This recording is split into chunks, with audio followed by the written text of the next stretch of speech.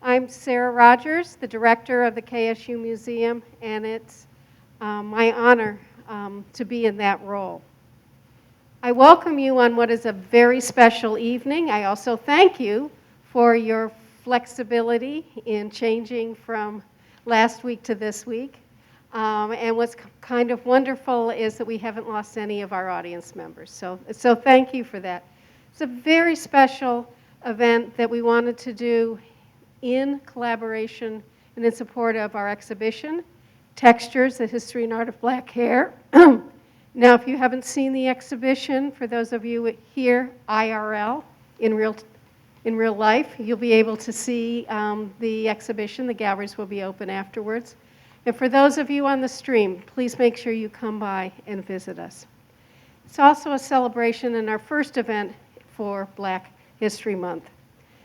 In addition to our distinguished performers who you'll meet in a minute, I'd also like to welcome KSU President Todd Dyken, the First Lady, Moema Furtado, Val Vargo, who is our Vice President of Philanthropy and Alumni Engagement, and Lee Greenfelder. I don't know your title now because everybody's title's been changing. Also, I don't think I see my other, and David Hessler, Director of Wick Poetry Center.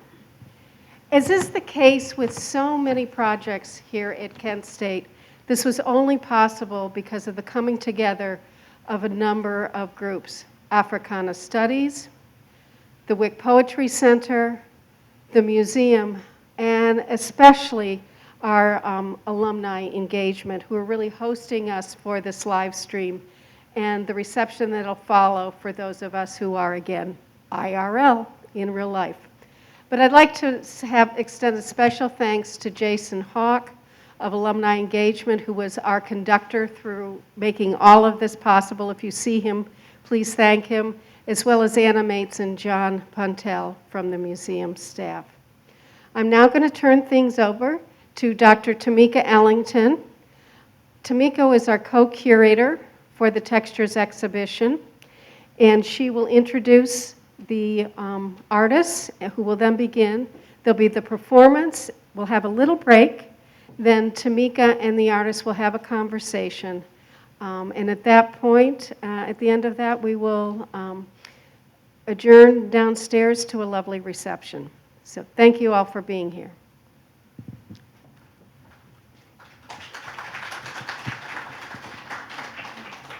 Thank you all for coming. We have amazing artists here today who will be performing for us. I'm sorry, I'm going to take the mask down so I can speak, if that's okay. We'll have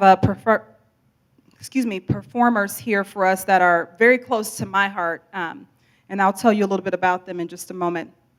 Wanda Sobieska was born in Warsaw, Poland. Wanda is fifth generation in a family of musicians. She holds a Bachelor of Music in Violin Performance from the University of Cincinnati College Conservatory. She's based here in Kent, Ohio, and is an active solo and chamber orchestral musician. Career highlights include having her work as an arranger featured in 2020 Metropolitan Opera Christmas Concert, having her illustrations to music featured in the English Symphony Orchestra, and running her own sheet music website.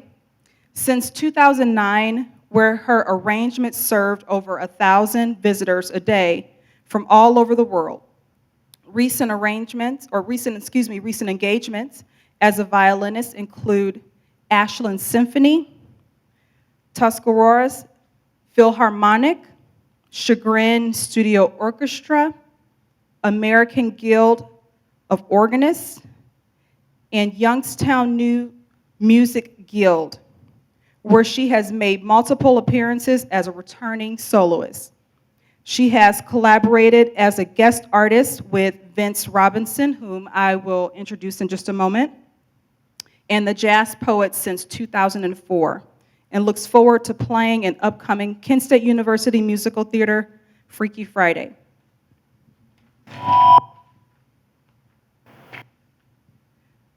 Our next performer is Vince Robinson. He is a Renaissance man, an extremely talented gentleman. He has so many amazing accolades.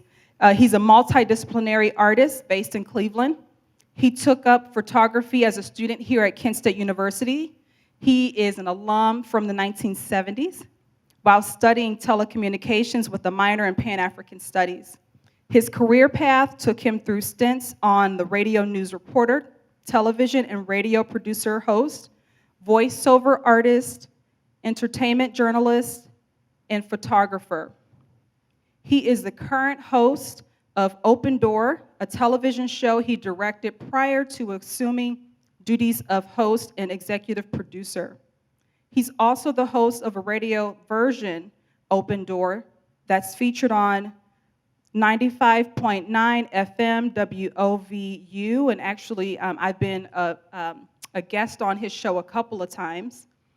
Cleveland, addition to co-hosting and co-producing 360 Info Network, an African-centered radio talk show in Cleveland here, and he is a filmmaker.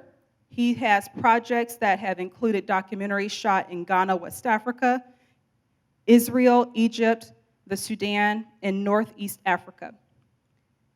In addition to documentary films, he is a content creator of videos and podcasts via YouTube. His photography has been featured in solo shows and several group shows, including Black and White at the Cleveland Hopkins International Airport. Vince is an author of a book entitled God Words. He is also the owner of Larchmere Arts, an art gallery, photography studio, and performance venue in Cleveland. He's a pianist and has served as the leader for the Vince Robinson and Jazz Poets since 1997.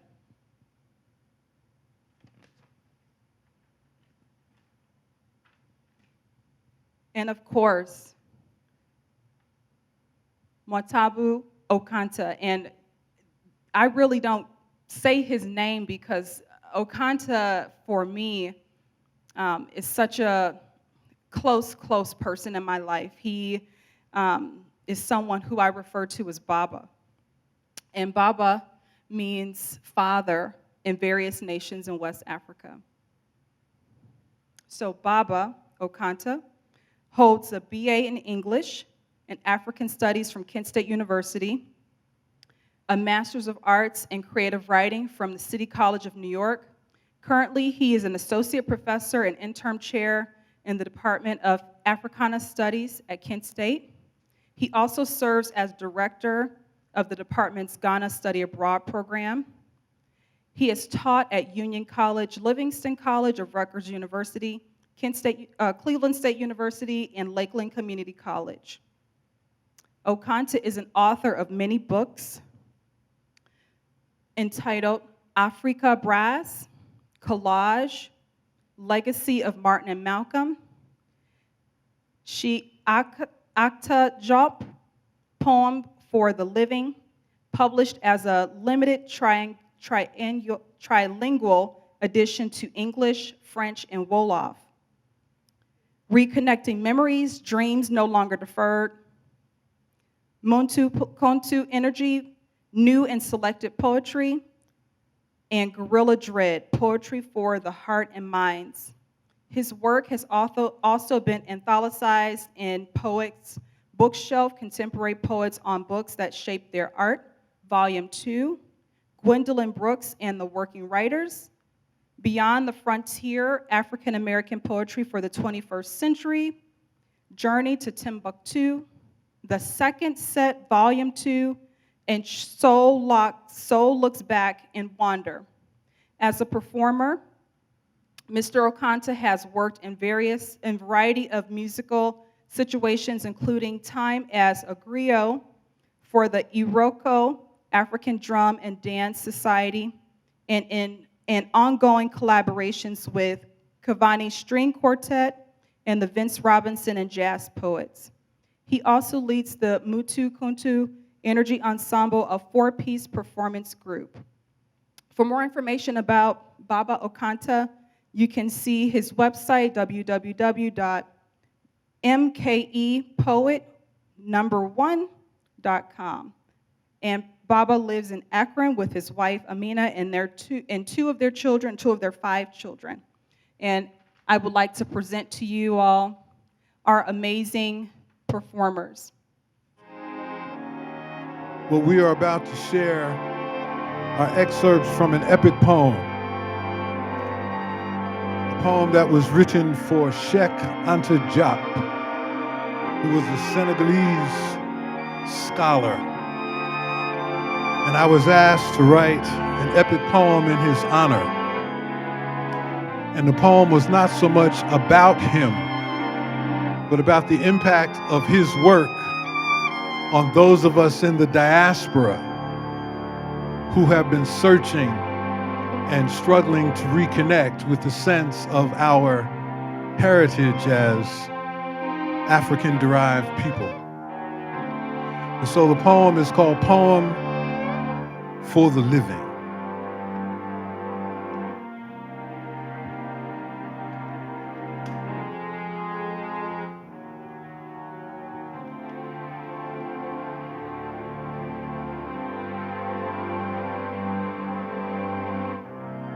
To whom do I say?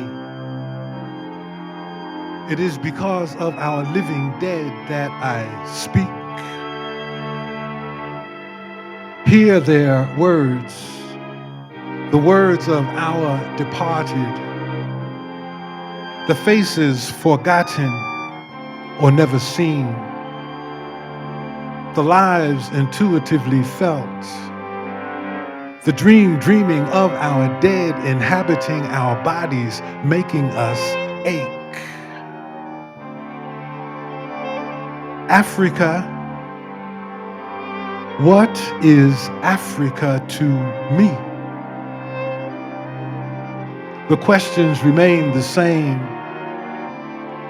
County Cullen wanted to know why God would make a poet black, and bid him sing.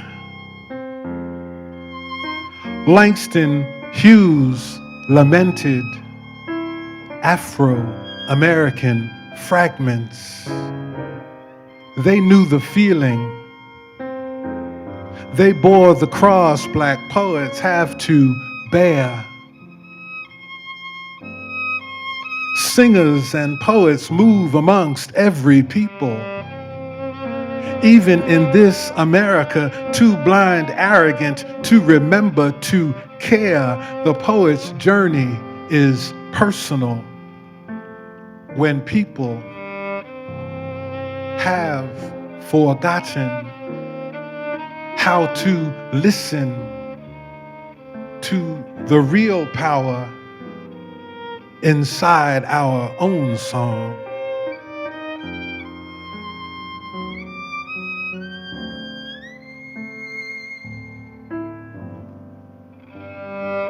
It began as inner feeling, as feeling before beyond words. It was there before I learned the meaning of my own blackness. Little boy times and innocent questions that altered expressions on adult faces. In Sunday school, I wanted to know if God was white like the pictures of his son, Jesus. Questions left unanswered. Questions that would root my words deep in the soul soil of an age-old poetry.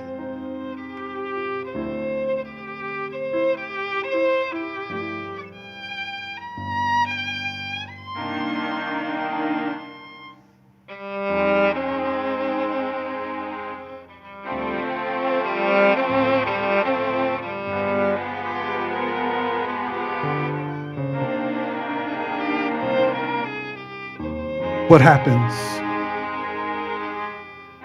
What happens to a people after all of the years, after all the private corners of our nights, after the acceptance of pain in our lives, after the coming of age of our agelessness? What happens when out of darkness, a deeper darkness, a darkness deeper than death, and you can see it, can see, touch, feel it, can become one with its warm light.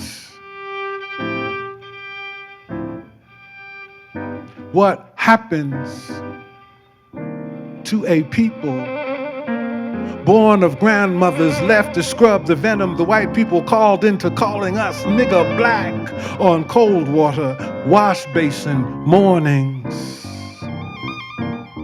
Grandmothers and amens, grandmothers and hallelujahs, grandmothers and thank you Jesus, grandmothers and the will to wish we little ones would never grow to know nigger black and old. What happens? Where are we today? Ancient seeds sown, we harvest American days. Black pilgrims to the new world drag this way.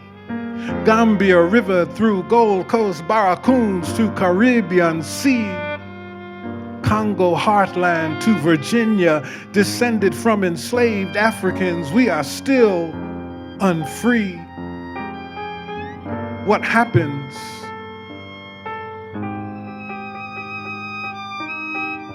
The departed stand locked out at the door of our silence. They know we hold the key to the door. Who is to break cola? How to pour libation in a new language today? African ancestors roam still strange lands. They speak in strange tongues. They watch, wait. They wonder who their living have become. Feeling made me go to Africa. I heard Africa calling my name. I heard Africa calling my name. Africa. She arrested me, freed me to the core. I knew faces. They were the same faces, only more. Faces moved me to sea search the Africa water deep inside a kidnapped people's lore. I was in Africa. I was not dreaming. Ghana. It was hot. We drove along the coast road in silence. Our words lost in anticipation. Elmina and Cape Coast castles are museums today. Elmina Castle appeared on the sea line horizon, stark against the ocean and blue sky. I thought of captives who saw these castles in another time from this same place. Elmina. We entered Catholic Church, surrounded by dungeons, where confessional was used to trade in human flesh. I was not dreaming. Portuguese governor, his officers selected women from balcony overlooking female dungeons.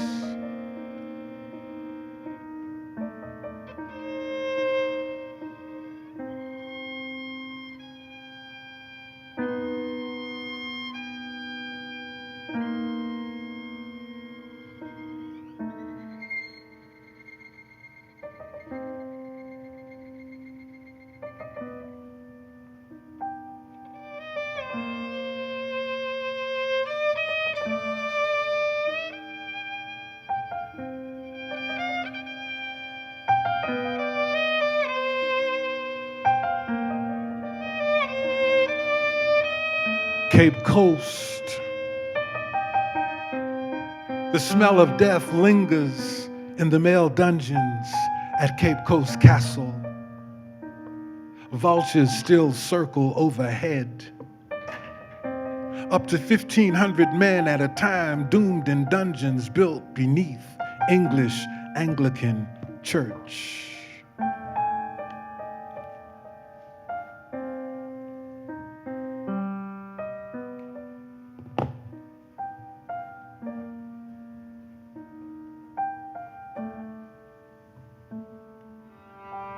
Tour guide called it Philip Kwaku's church.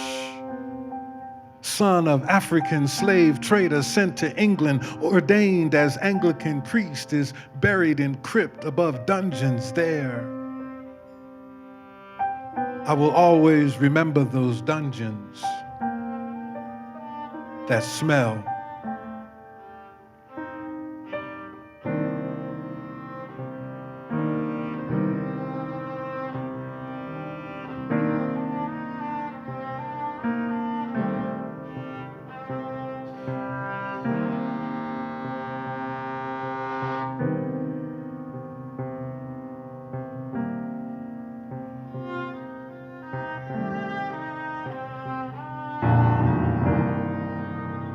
Door of no return, barred closed here.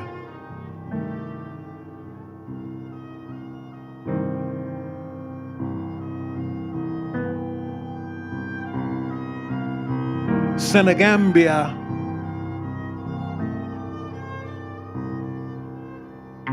Gorée Island. Descended from scattered Africans, I entered Senegal through what is no longer a door of no return. I stood in that open doorway, looking out at endless ocean, knowing black people are not forever destined weeds in the garden of life. No words to describe horrors survived. We are Africa, regal black, and very much alive.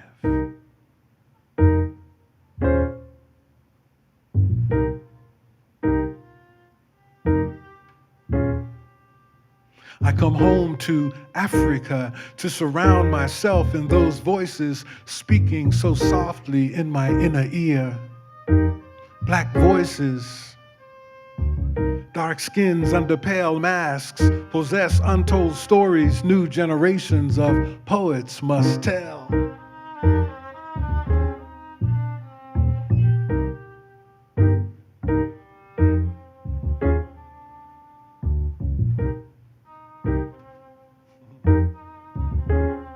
We are Africa, this American version of we, defeated, not broken, undaunted, suffering still. New World Africans, our song sung deep, deeply deep, our song sung deep in the throat. Born to reclaim an ancient birthright. Black poets are born in this time to come and not forget.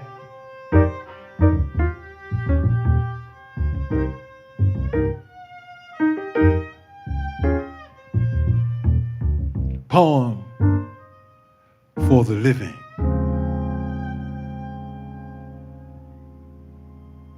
Baba Yao Ansa, also known as Vince Robinson, and Wanda Sobieska.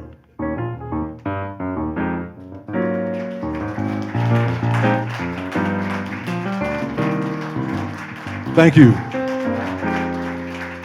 Thank you very much.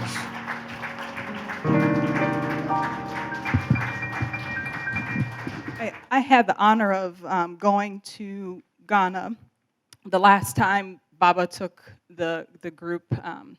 They go every other year, right? You guys go every other year. and I had the honor to go with them. And you never really, you can never really have an understanding of what our ancestors went through, and unless you see those dungeons and you go in there and you smell that flesh.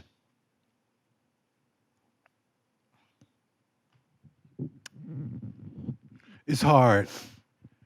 When we go into dungeons, I go around to each one of them because you can see panic in people. And we are descended from people who survived Yes. being in those dungeons, who survived the march to the sea, who survived the slave ships and the plantations. So yes, it was horrible, but there is a strength in us that you don't know we have until you go in and experience that. Yeah. Thank you, Baba. Baba has been a fixture here at Kent State University since the 1970s as a student. He's also been a professor. He was my professor when I was a student here as an undergraduate. And Rockwell Hall is a very, very special place. Not only is it the home of the fashion school, which is my home. I was a student and graduated in '99 with my design degree in fashion design, but I also then came back after working several years in the fashion industry to come back and teach, and spent 15 years serving in the fashion school. So Rockwell Hall has a close part of my heart. But Rockwell is a very, very special place, and Baba, I would like for you to I would like for you to give a little bit of history about Rockwell Hall and how things have evolved over time. I'm just trying to grow old gracefully. I arrived on campus as a first-year student in September of 1970. The campus had been shut down. When the students were shot May 4th, I was actually being recruited. I used to run track. And if someone had told me then, I flunked English in the 10th grade, one marking period, because I refused to write poetry. And was told that I would never amount to anything. So if someone had told me when I came to Kent that I would end up back here as a published poet and as a college professor, I would have responded in a way that would have gotten me thrown out of class. But Rockwell was the library when I came. Oscar Ritchie Hall was the student union when I came. The business building was not there. There was a frame house on that hill that was the Black Cultural Center. It was called the Kuumba House when I came. After the Student Center opened and the library opened, I think that was in 1972, I was an activist with BUS. We went into the old Union, sat down on the floor, and refused to leave. And we kind of took over the building floor by floor over the next years. For a time, BUS had its office in this building, okay?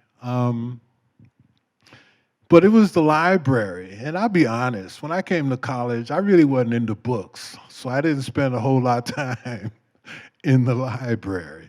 I didn't get into books until a few years later after I got injured, couldn't run anymore, and had to figure out something else to do with my life.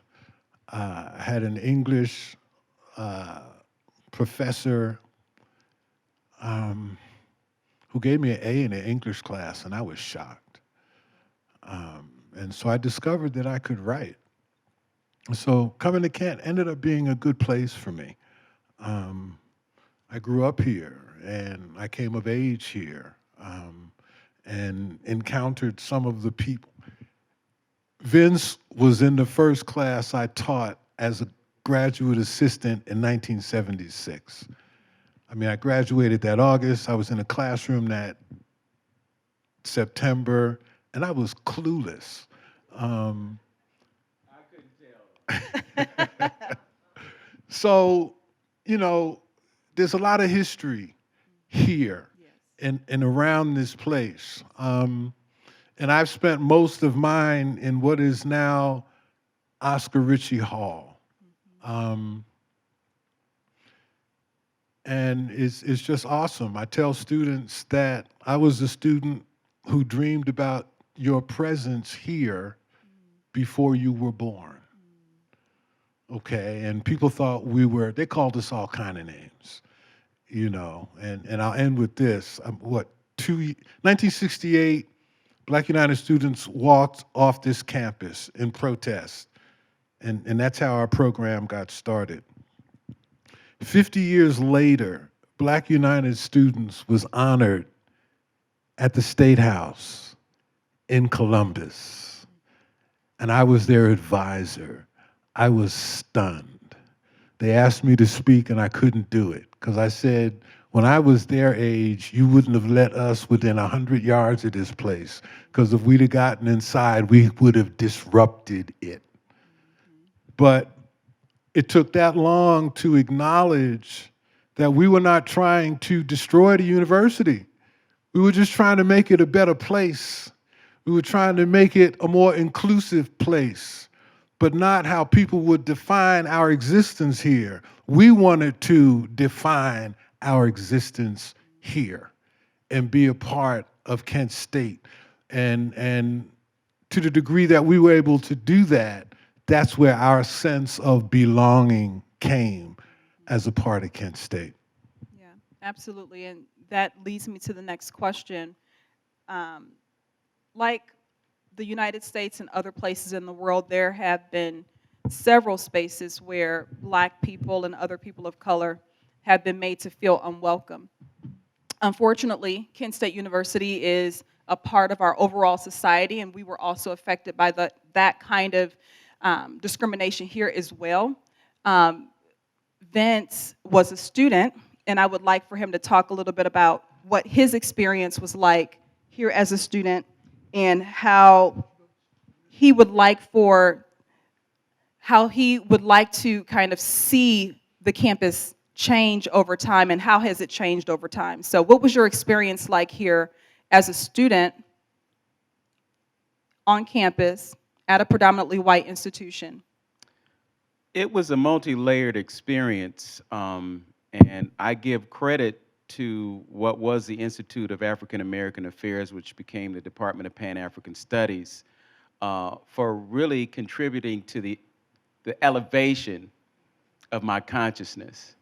I grew up in a military family, and we lived in California for a while. My father went to Merced College, and he took Black history courses there. He brought his reference materials home, and as a teenager, I was exposed to them. Eventually, we came to Ohio.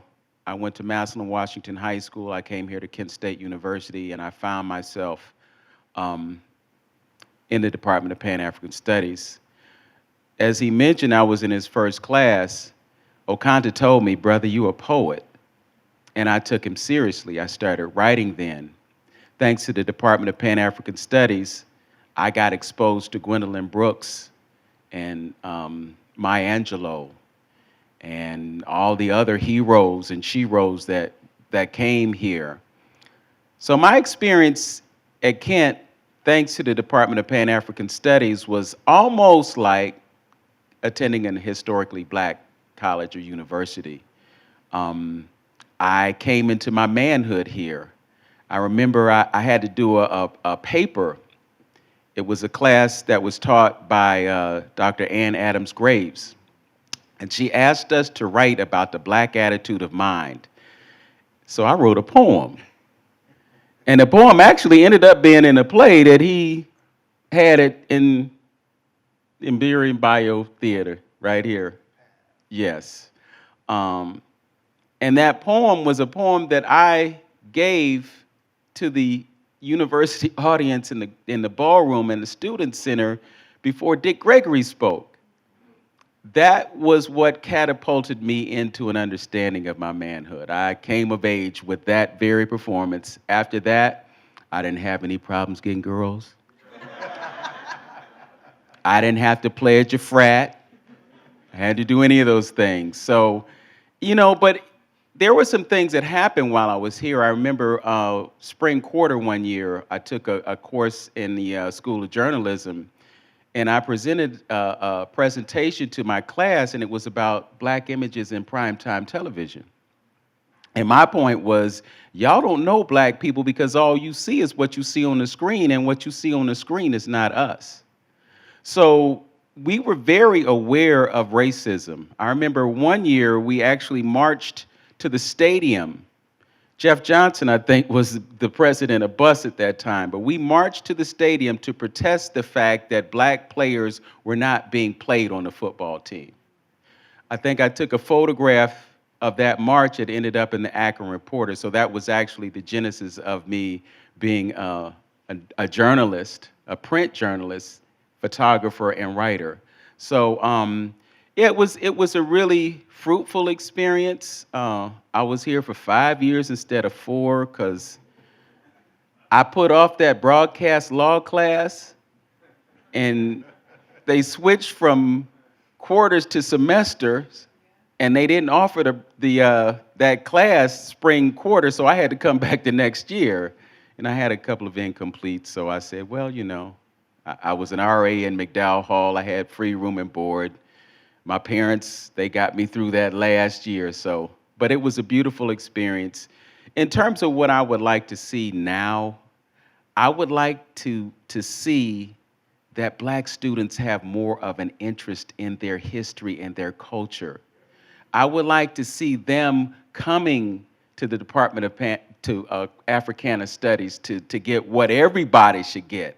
Because the bottom line is our history is not something that's separate and apart. It's an integral part of our history. But the problem is the way history has been taught, we've been excluded. So we have to have things like Black History Month to remind folks, we've been around, and I think we have to mention this because we celebrate Black History Month every year without understanding the impact that Kent State University had on that. Thanks to Dr. Crosby, thanks to the students here. We were the ones that brought that forward. So we always talk about Carter G. Woodson, but we got to talk about Dr. Edward W. Crosby, and more importantly, we have to talk about the students at Kent State because they were the ones who insisted that we have more than a week. Wow. Thank you, Vince. As Baba said, Rockwell Hall was a amazing, important part of our university. It's where the president's office was, where the library was. And what's interesting, since I was able to co-curate the Textures exhibition, I've been able to take several groups of people through, and I had the honor a couple months ago of taking through Baba, along with Nana Kra Whitaker, who's an African chief in Ghana, as well as Nana Aduakwa, who's also African chief in Ghana. And we had other guests that came with us. And after the tour was over, Baba told me that that was the first time he'd ever been in the museum. And I think it's interesting that, and it goes to show that even though spaces are open, it's hard for people to feel like they belong in those spaces if it's not something that is overtly stated, or if there's ways in which we feel as though that we're not welcome. And so I thought that was really interesting that, Baba, this was your first time ever here. And so can you talk a little bit about what that was like for you coming over here for the first time. I was honored that I was the one that got you over here. So. Well, let me say this. For those of us that, everybody at the university, we go to our building, we do what we do, and we go home. Right. Okay? And so in that regard, you go places where there's something for you to do. But I admit that for most of my relationship with Kent, it was an adversarial relationship. And so for me, there was Oscar Ritchie Hall, and then there was Kent State University. Now, I'm glad to say things are changing, okay? And it's kind of weird for me in that, and I'll say this to President Diakon, I said it to former President Warren. I spent most of my career trying not to know people like that. I mean, really, it wasn't personal, it wasn't anything like that, you know, because we come from an experience where you keep your head down and you do your work. We understood that we represented Kent State, and we represented Kent State well. But we had to fight Kent State to do what we do well. Yeah. And so when you're in that mentality, you kind of avoid certain kinds of situations. And you avoid them, or at least I avoid them, because I really like being at peace. Absolutely. Mental health is everything. Yes, it is. Absolutely. But my nature, my element, my primary element is fire. And so it's hard for me to deal with foolishness. And so I would just try to avoid it. But I will say over the last few years, I mean, things have kind of turned around. And you're still guarded. There's a proverb that our enslaved ancestors used to tell young people: be careful when you're getting all you want. Fattening hogs ain't in luck. And so when Kent State started treating me nice, I got kind of nervous. It's like, what's up? Right. You know, what's up? But, you know, things change, times change. And so there was no way I couldn't come to the museum because of this exhibit. Okay, and it was at that time that I got a chance to meet Sarah, and we talked, and one thing led to another, and here we are doing what I've been doing for many, many years. I tell my students, when I disappear for a few days at a time, I'm either on the road with the string quartet, my own band, doing what I do, you know. And I was asked last year to do a performance with the Cavani String Quartet for the Martin Luther King celebration. And at our barbecue, we do a barbecue every summer, and the president was there. And actually, I've known Moima, his wife, before I knew him, because she's an artist and volunteered. We have an art gallery. We have the premier Black cultural center on a college campus in the country. Yeah. There is no building like Oscar Ritchie Hall anywhere in the United States. And it's a crown jewel of this university that for a long time, people at the university did not know it was there or what it did because it looks so different. When you come into Oscar Ritchie Hall, you see pictures of Black people. Okay, because that's a part of feeling like you belong somewhere, to see pictures of yourself reflected in your environment. And so For me, there needs to be other centers on campus like Oscar Ritchie Hall. The Asians need to have one. The Latinos need to have one. See, I'm talking to the president now. Yeah, I'm so sorry. But I think in that regard, Kent State can be in the vanguard.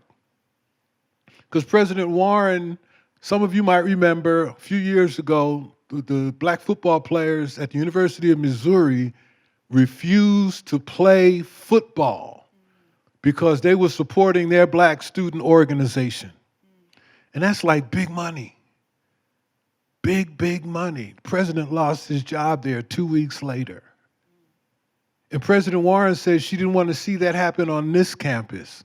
And it was interesting to me because the head coach at Missouri was a graduate of Kent State and was a student here in 1968. And so I told President Warren, it already happened here. That's why Oscar Ritchie Hall exists, as a safe space. But Oscar Ritchie Hall is not just for black students. At least a third of our students are white. You know, we have international students. Outside of the student center is probably the most diverse space on campus. And so I had to go see that exhibit because I'm into hair. I enjoy. And you love me. Yes. And, you know, in talking with Sarah, and we talked about doing this, and where's David? David Hassler, the Wick Center, yes, is a part of this. I had David's father as a professor. Okay, so Kent State is a very, very deep place. And we still have much work to do to make it better. Absolutely. Wanda, as a resident of Kent, Ohio, you know firsthand the social environment of the city. What has been your experience witnessing the overall demeanor of the city, and what would you like to see changed in regards to discrimination, racial inclusion, that kind of thing? I suppose I think more in terms of what I can give, and being a musician, that is music. And actually, when we were on stage today, I was thinking music, that's not really an end. It's just a vehicle. It's just a means for expressing love, and that's unconditional. So in that sense, music is a catalyst. I think the arts are a catalyst. So just to nourish that spirit would be a wonderful thing for everyone. And this is the last question. This is for everyone on the panel here. In regards to the Textures exhibition, being here at Kent State University, what would you hope the exhibition would be able to contribute to the campus culture here? Textures is one of the first of its kind here. It's the largest exhibition that the museum has ever done. We've had other other exhibitions that were focused on various cultures, but for this particular space, this is the first time that they've had something this large in representation of Black culture. So not just Black textiles, you know, for African textiles, but actually like Black culture.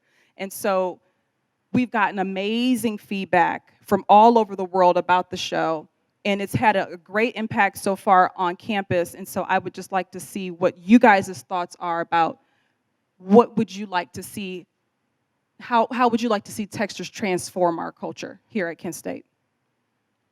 Well, since I'm holding the mic, I might put my 2 cents in.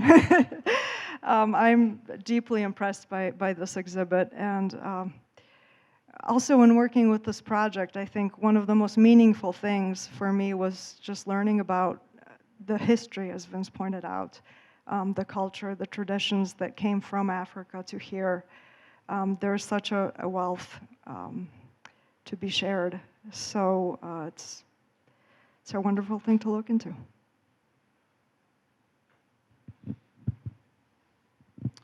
Well, one of the primary things that I see that it's doing right now is raising awareness. and it's that whole idea of history. History is our story. It's her story. So, I would just like for folks to take advantage of it, so that they get a broader view, because we have popular culture and you have all these ways that we affect folks, but folks don't really see the original. So to just see, I mean, I look at pictures sometimes of brothers back in the day. There was a time when brothers would always have on a suit jacket. Now we're walking around with jeans sagging and t-shirts and stuff like that, and it's like, we've kind of lost that class. So this gives us an opportunity to reflect historically, because we've always been trendsetters when it comes to fashion. you know. And I don't know if people fully understand or appreciate the impact of fashion and culture. When we talk about artists, we always think about folks who do paintings. We might extend that to dance performances or musicianship. We don't look at cooking as art, but they call it culinary arts. Now you just doing bologna sandwiches and stuff like that. That's one thing. But I mean, if you just look at the impact of food and the relationship of food and culture, every individual group, you're Italian, you're Polish, you're Ghanaian, whatever you are, there is a relationship of your food to that culture and fashion as well. So for folks to get a glimpse of it, to see where we've been, to see where we're going, it's about raising consciousness. And what many people don't know or may not fully appreciate is the fact that consciousness and intelligence is God. So when you get into that understanding of that consciousness and you see the relationship in your consciousness to somebody else's consciousness and realize that we're all one, we look at this thing called race and we create these divisions and labels and distinctions, but beneath the skin, beneath the pigment, we're all the same. And we have to come to appreciate each other, because when you love someone, when you understand that that person represents that eternal intelligence that we refer to as God, how could you raise your hand to strike another person? How could you say something negative or derogatory to someone when you understand that they are a reflection of you and you have a common bond, which is your humanity? So let's come to the museum. This was my first time too. I'm a virgin to the museum. So, history was made for both of us. But, I asked Dr. Ellington how long this exhibition was going to be up, and she told me till August. And I'm like, cool, because I can bring some folks down here and I can let folks know about it, and trust and believe I'm going to be sharing the recording today, too.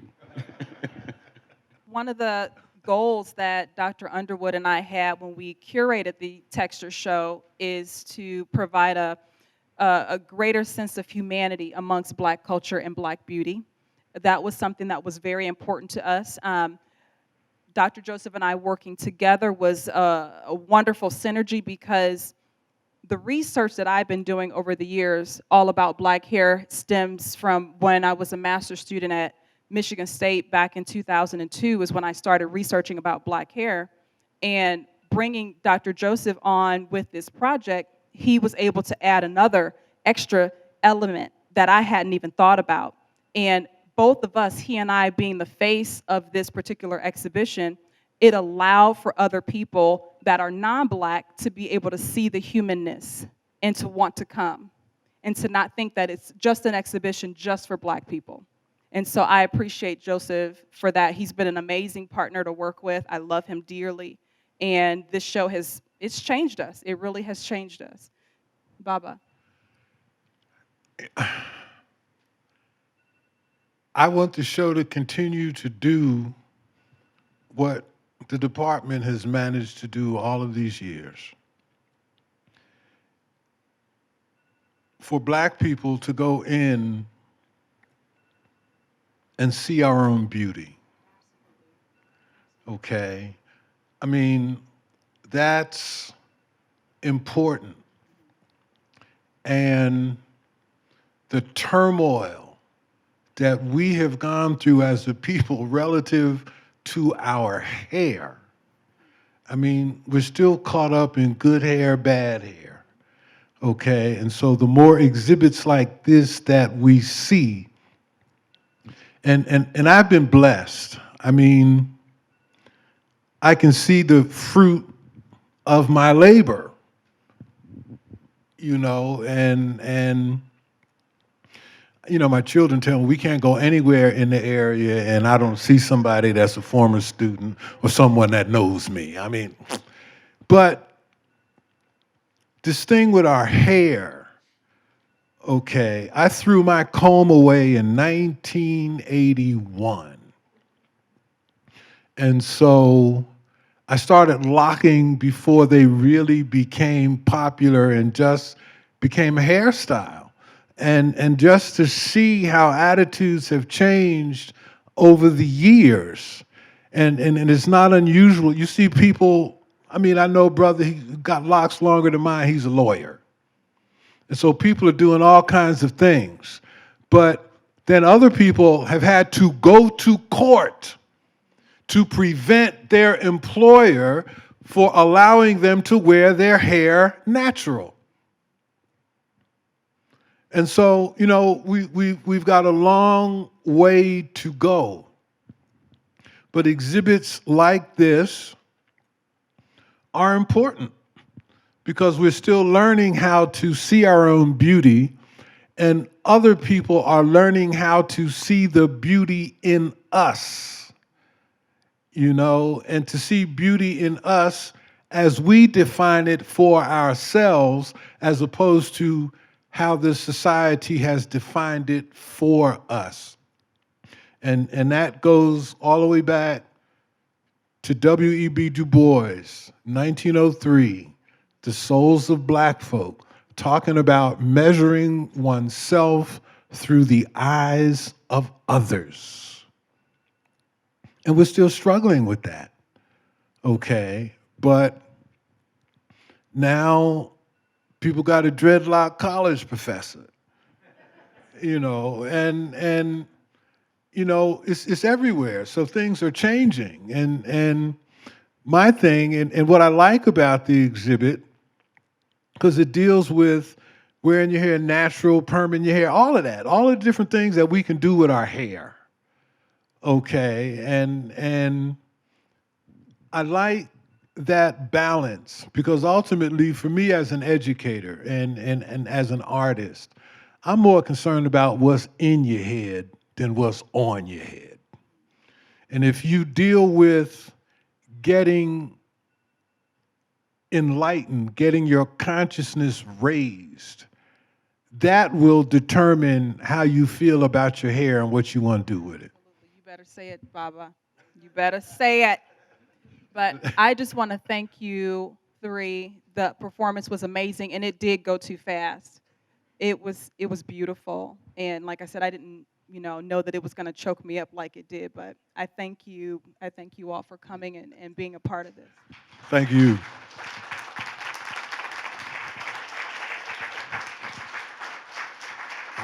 I had my timer on because I didn't know if we were going to get a hook. But thank everybody for coming out. Thank you for coming, everyone. Did you have anything you want to say, Sarah?